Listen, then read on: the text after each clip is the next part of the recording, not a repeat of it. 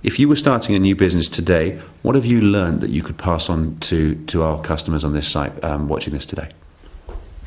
I once worked for a very large company in the middle of London, and the managing director, well, he was probably on the Sunday Times rich list, really, let's put it that way. And he basically said something to me one day which I thought was very wise. He said, Tom, there's sales, and then the rest of it is just administration. He said, you're an accountant and you're working here. I was the CEO of one of their divisions at the time. He said, if we don't sell anything, you haven't got anything to account for.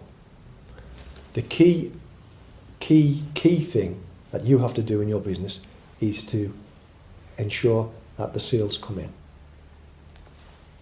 As long as the sales come in, you will eventually get paid for it.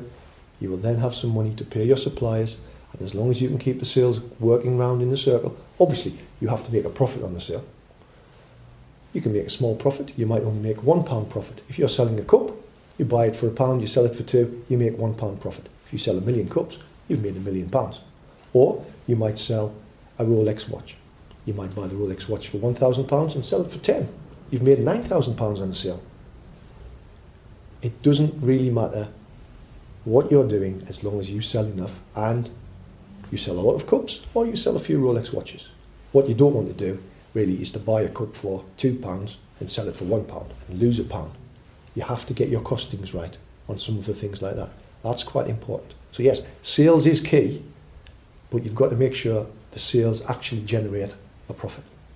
Once you've got the profit coming in, that'll roll around nicely, and then you just have to keep your eye on your initial. Remember, we said we would originally set up an initial plan.